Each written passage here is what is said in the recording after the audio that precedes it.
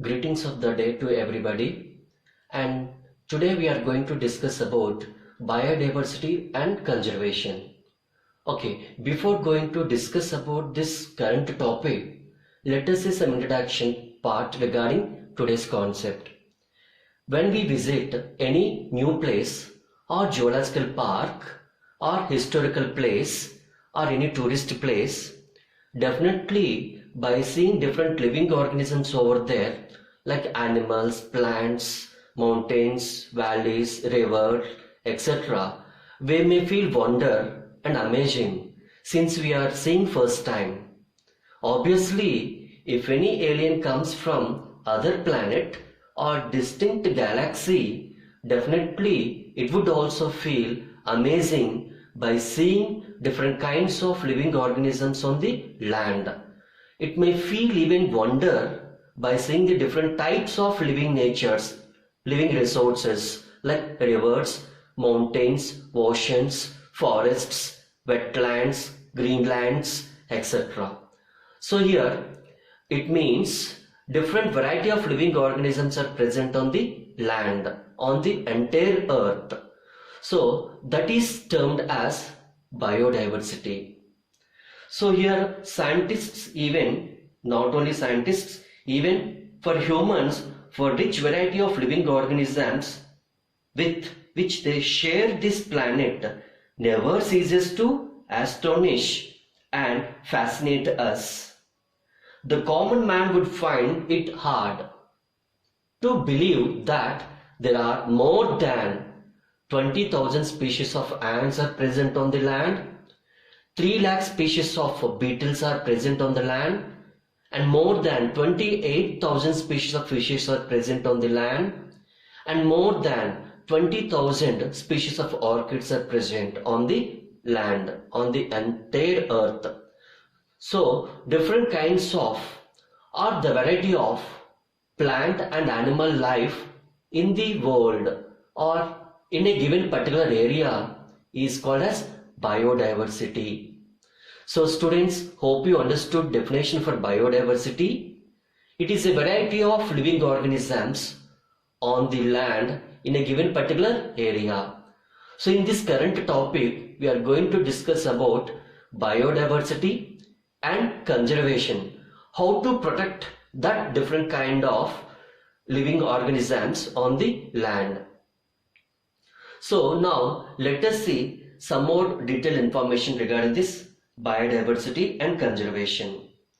Even ecologists and evolutionary biologists estimated some living organisms on the land. Just now we had a discussion, these are the different organisms. And in all these living organisms, there is a one common point, biological organization. Before going to learn about biological organization, ecologists and evolutionary biologists have been trying to understand the significance of such diversity by asking important questions themselves. What are those questions? Let us see some questions what they are asking by themselves. Why are there many species are present on the land? Next, did such great diversity exist throughout the earth history? How did this diversification come about? How and why is this diversity important to the biosphere? How do humans benefit from the diversity of life, etc.? These are the different questions are asking by ecologists and evolutionary biologists by themselves after seeing these variety of living organisms on the land or on the particular area. In all these organisms, since they're living organisms, biological organization is starting from macromolecules which are present within the cells. Next, group of cells which are structurally similar and functionally similar, which originate from the same location, then those cells are called as tissues. So you can understand macromolecules are present within the cells. Just now I said how tissues are forming. Group of cells which are structurally similar and functionally similar and originate from the same location. Then only they are called as together tissue. Group of tissues are framed into organ, and group of organs framed into organ system. Different organ systems frames an organism. Different organisms forms a group called as population. Different populations are included under communities. Different communities leads to form ecosystem. Different ecosystems are present on the landscape. All the landscapes together called as biome, and living and non-living things all together present under ecosphere. So this is biological organization starting from macromolecules ending with the ecosphere. But according to NCERT textbook, the biological organization is starting from macromolecules to biome. So after biome, the next level is ecosphere. You can write down even this one also as a next level to biome. It is nothing but ecosphere. Next, students, let us see one more important point regarding this particular biodiversity. Biodiversity, the term is popularized by a great socio-ecologist. His name is Edward Wilson. In our biosphere, immense diversity or heterogeneity exists not only at the species level but at all the levels of biological organization, ranging from, as we discussed, macromolecules to biomes. Okay, now let us see one more important concept in this present topic. Diversity at different levels. It means different levels of diversity can be discussed here. The first level, genetic diversity. Second one, species diversity. Third one, ecological diversity. Okay, now let us talk about each one in detail. Genetic diversity. What is the definition for genetic diversity? The diversity can be seen at the genes level or genetic material level. Diversity means nothing but changes can be seen at the genes level, at the genetic material level, is called as genetic diversity. I just wanted to say the definition about genetic diversity. The diversity which can be seen at the genes level or genetic material level is called as genetic diversity. A single species might show high diversity at genetic level over its distribution range. The genetic variation shown by the medicinal plant is called as Rauwolfia vomitoria. What's the medicinal plant name? Rauwolfia vomitoria. Growing in different regions of Himalayas. This particular plant, Rauwolfia vomitoria, is growing at different ranges of Himalayas. Might be in terms of potency and concentration of the active chemical called as reserpine. What is the active chemical name? Reserpine. So remember students, Rauwolfia vomitoria is the scientific name, and producing one active chemical, it is called as reserpine. These two terms are important for competitive examinations like NEET. Of course, this scientist name is also important for competitive examination, like for NEET examinations. So here one more important example can be discussed here for genetic level diversity.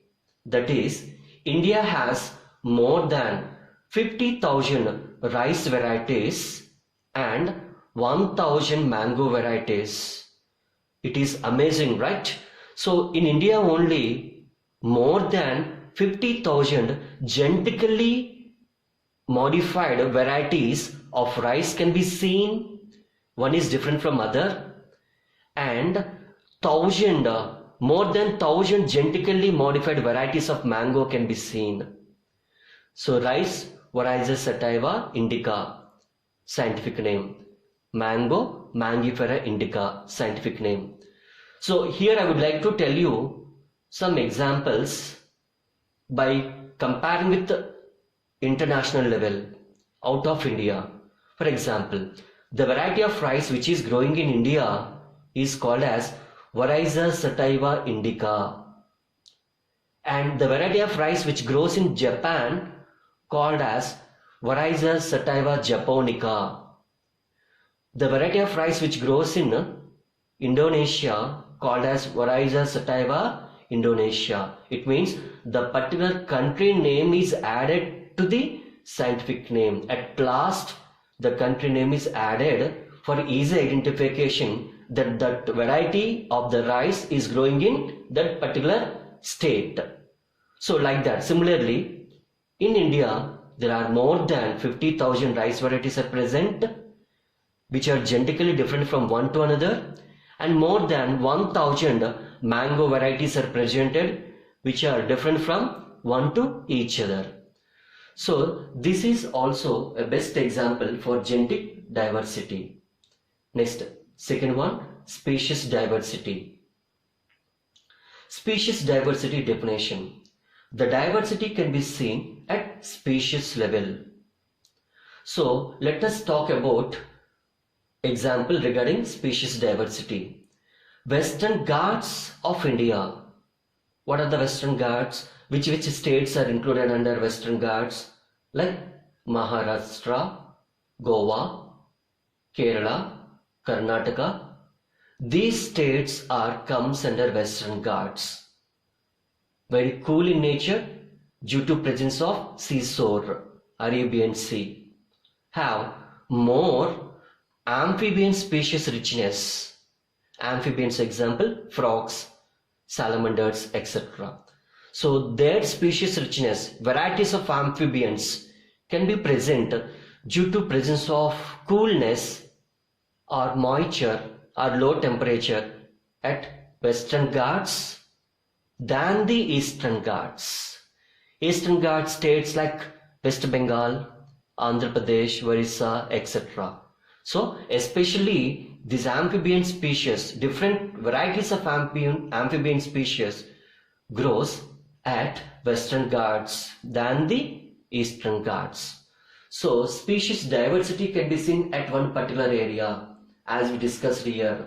In a particular area, the species diversity can be seen.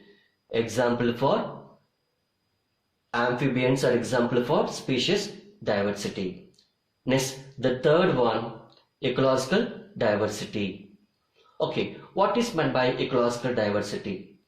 The diversity can be seen at ecosystem level. Okay, students, what are the different kinds of ecosystems? Might be you learn in first PUC different kinds of ecosystems like rainforests, mangroves, coral reefs, wetlands, and even deserts, etc. These are all different kinds of ecosystems. So especially in our India, all these ecosystems are rich in biodiversity. Comparatively, a Scandinavian country, Norway. Actually, Norway is rich for species diversity. It means different varieties of living organisms can be seen at Norway, in Norway country. So this is because this country is called a Scandinavian country. There are few countries under Scandinavian countries like Norway, Denmark, Poland, etc. These countries are meant for high diversity at ecosystem level. In this ecosystem level, there are more number of species are presented. All these species are different from each to other organisms. But in this ecological diversity, again, there are three sublevels can be seen.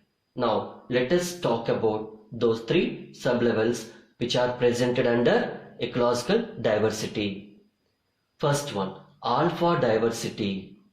Second one, beta diversity. Third one, gamma diversity.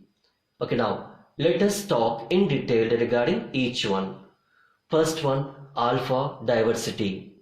So the diversity can be seen, or the variations can be seen within the same community or habitat. So the living organisms which are present in that particular habitat, in that given particular area, in that area only we are seeing differences among themselves. So it is connected to one particular community only, or connected to one particular habitat only, or within one habitat only. Remember this point, alpha diversity belongs to within same community or habitat. That is alpha diversity. Definition can be given as follows for alpha diversity. The diversity at ecosystem level can be seen within the same community or habitat is called as alpha diversity. Hope you understood. Now let us go to B, or second one, beta diversity. Okay, now let us talk about beta diversity. What is meant by beta diversity? The diversity can be seen between two communities or habitats is called as beta diversity. So what is the definition for beta diversity? So the diversity which can be seen between two communities or habitats called as beta diversity. Okay, students, here you may have a doubt whether these two communities are belongs to same or different. Either these two communities are belongs to same habitat or different.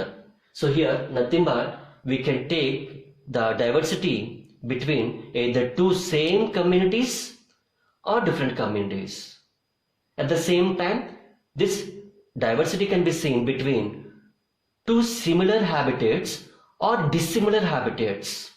Example, forest and desert, different habitats, but at each habitat, according to that particular climatic condition, organisms may grow. In forest, different kinds of living organisms are growing. Since all climatic conditions are favorable to grow, at the same time in desert also, different kinds of living organisms like plants, even animals also, animals like kangaroo rat, plants like cactus also can be grown. But these plants like the cactus, animals like the kangaroo rat, desert lizard, snakes, scorpions, etc. are quite opposite to live in forest which they are living. It means in forest, due to moisture, coolness and presence of well amount of water, different kinds of plants like bambusa, mango, tamarindas, etc. different kinds of insects, different kinds of birds, different kinds of animals are growing. So here, regarding to beta diversity, we can take either two different communities or same communities, either two same kinds of habitats or different kinds of habitats. Hope you understood regarding beta diversity. Now the last one, C, gamma diversity. Let us talk about gamma diversity. Diversity can be seen over the entire geographical area on the earth. So over the entire geographical area means how many continents are present? 7 continents are present on the earth, on the land. Apart from these 7 continents, 5 oceans and major forests like Amazon forests, largest oceans like Pacific oceans, and largest rivers like Amazon river, and longest river like Nile river, and all the different kinds of ecosystems are covered under this gamma diversity. So in each ecosystem, different varieties of living organisms can be seen, but covering the entire geographical area. So what is the definition for gamma diversity? The diversity which can be seen over the entire geographical area on the earth is called as gamma diversity. So hope you all understood these 3 sub-levels under ecological diversity. It means ecosystem level diversity. Okay, now one more important point I would like to mention here. It has taken millions of years of evolution to accumulate this rich diversity in nature. But we could lose all that wealth in less than 2 centuries if the present rates of species loss continues. So this is because of human activities only. So all these different kinds of living organisms are formed millions of years together under evolution part and succession part, ecological succession part also called. But here this total richness of diversity in nature could lose within the centuries only due to human activities, man-made activities like deforestation and even usage of fossil fuels more than requirement, and even pollution, etc. Global warming, greenhouse effect, emitting greenhouse gases, etc. All these factors made to decrease the species richness on the earth. So it could be lost within centuries only, though it is taken millions of years together to form this species richness under evolution part and ecological succession part. Very speedily can be vanished due to man-made activities. So to create it takes much time rather than destruction. Remember this point. Next, one more important point I would like to mention here. Biodiversity and its conservation are now vital environmental issues of international concern as more and more people around the world begin to realize the critical importance of biodiversity for our survival and well-being on the Earth planet. So we must understand, if we want to survive on the Earth planet, then conservation of biodiversity is more important. So now I am going to continue this concept with the title of number of species on the Earth. Okay, how many varieties of species are present on the Earth? Since there are published records of all the species discovered and named, we know how many species in all have been recorded so far. But it is not easy to answer the question of how many species are there on the Earth, because the range is approximate range only. We can't say exactly like triple line or double line or double line double line. These many organisms are only present on the land, because discovery of living organisms on the land is a never-ending process. Why? Because year to year, month to month, week to week, day to day, many scientists, upcoming scientists are discovering new living organisms on the land. Then these living organisms are adding to the gross number. Then obviously the gross number of the living organisms keep on increases. Obviously. Isn't it so or not? Among you people, some scientists would become or would like to become, and few students are interested in research in the event of discovery of new species and discovery of vaccines. For example, our scientists and even world scientists are trying to discover the vaccine for COVID-19 virus, also called as coronavirus.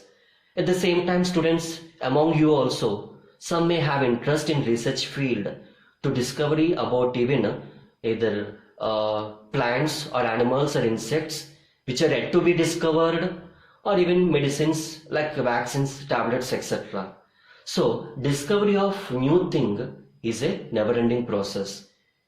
Can't be stopped at one particular point. But according to IUCN, what is the full form of IUCN? In the calculations of 2004, the full form of IUCN, International Union for Conservation of Nature and Natural Resources. Natural Resources. According to this calculation of IUCN in the year of 2004, there are slightly more than 1.5 millions. There are slightly more than 1.5 million species are present on the land. So these are exclusively living organisms count all together, right from higher organisms, humans, till lower organisms, insects. All these organisms are presented on the particular range only. The range is slightly more than 1.5 million species. Okay, students, here at this particular point you may have a doubt.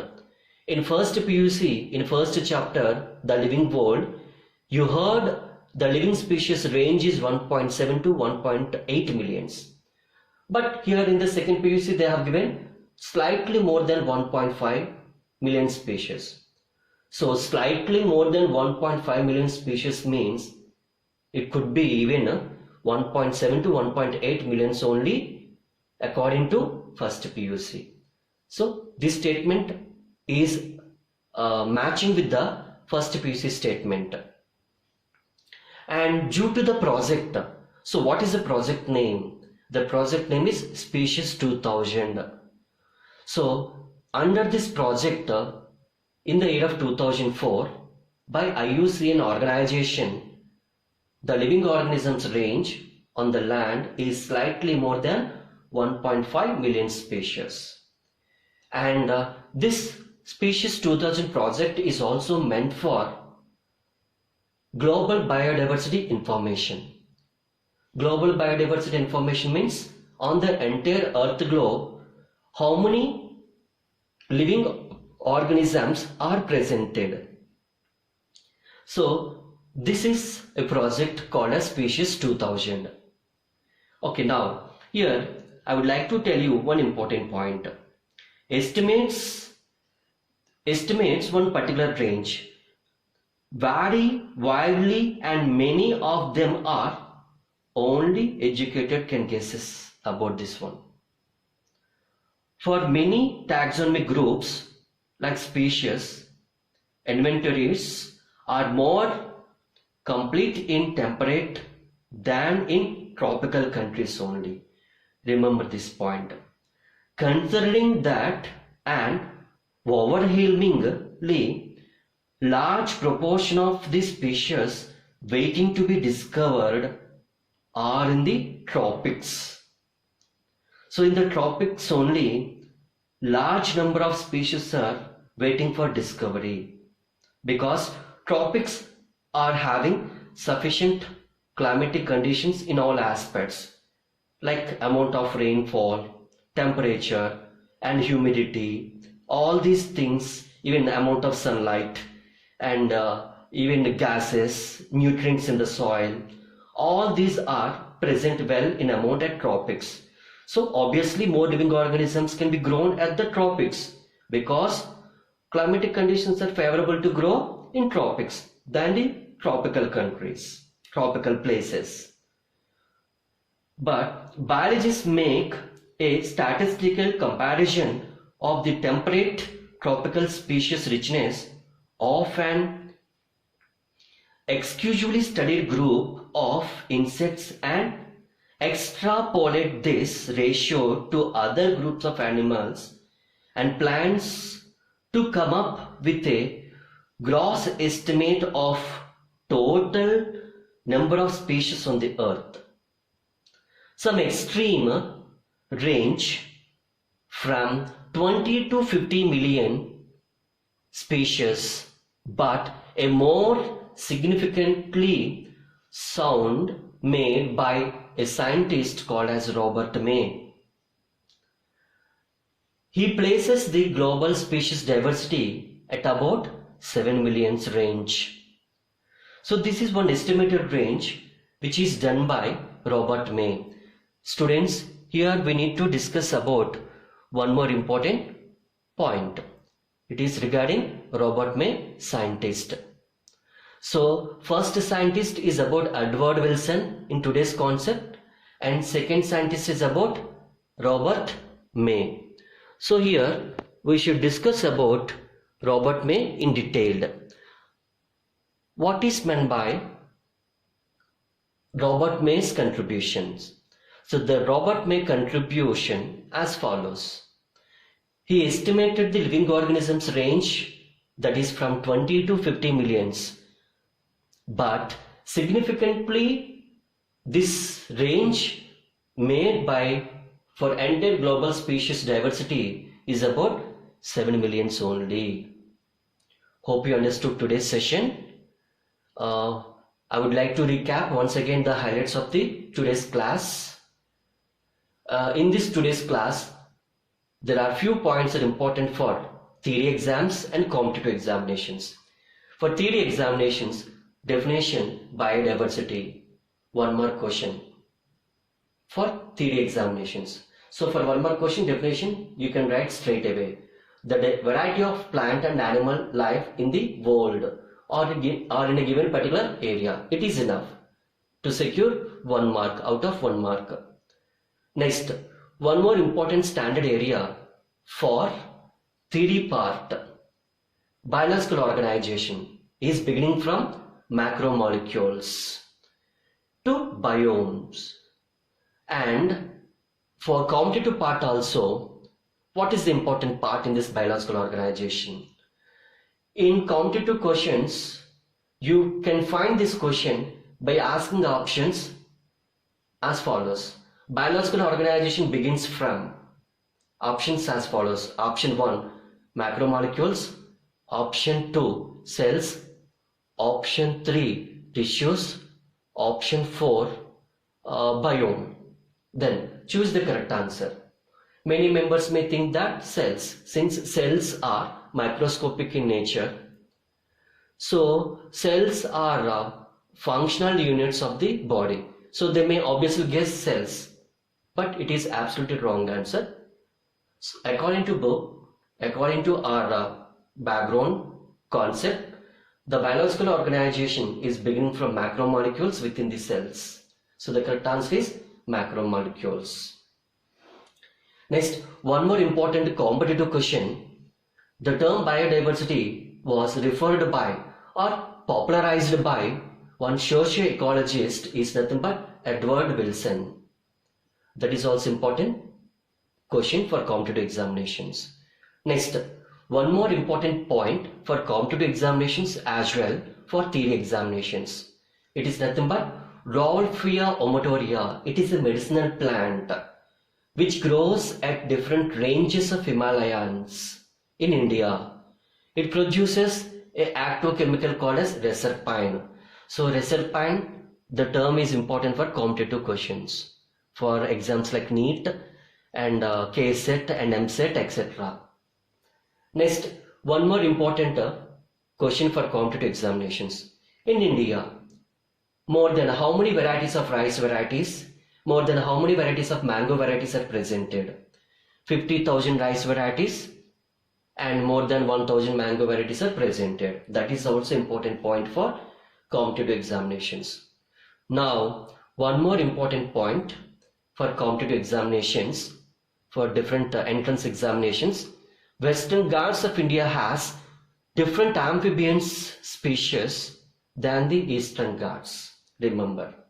So as I told you, what are the different western states to our India? Like Maharashtra, Goa, Karnataka, Kerala. Okay, fine. Students, now ecological diversity. Under ecological diversity, remember the country name Norway. Norway belongs to Scandinavian country. Basically, under Scandinavian group of countries, more countries are presented. One of the country like Norway, of course. But though the country Norway has greatest diversity, but it is less than India only, because in India only there are more diversities can be seen, more species richness also can be seen. Okay, one more. This is short answer for PU board examinations or even for other states like Andhra Pradesh and Telangana states governments board examinations also. This question is 3 mark question. Ecological diversity. What is ecological diversity? Write a short notes on it. In such a case, you must write about alpha, diversity, beta diversity, gamma diversity, and their definitions also. And one more important either 3 or 5 mark question, it is nothing but levels of diversity. How many levels of diversities are presented? 3. Genetic diversity, species diversity, ecological diversity. So this is entire question either for 3 marks or 5 marks. In such a case, you need to explain all these 3 along with these 3 subtypes, examples, etc. Then you will get 5 out of 5 marks. Next, one more important competitive question in this today's part. It is nothing but about IUCN. What is the full form of IUCN? International Union for Conservation of Nature and Natural Resources.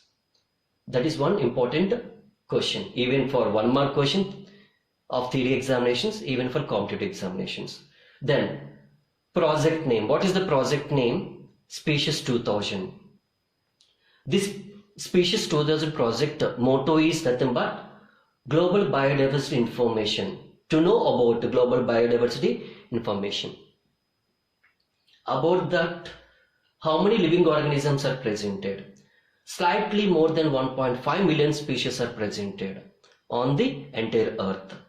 So this is also one of the important point. Next, last point in this for competitive examinations and theory, it is nothing but about Robert May. Robert May is a sociobiologist and ecologist. This scientist also estimated living organisms range. Global species diversity is about how many millions? 7 millions. Hope you understood today's class. We will continue this class in next session with more detailed information. Thank you to one and all. Have a safe day and have a good day. Thank you.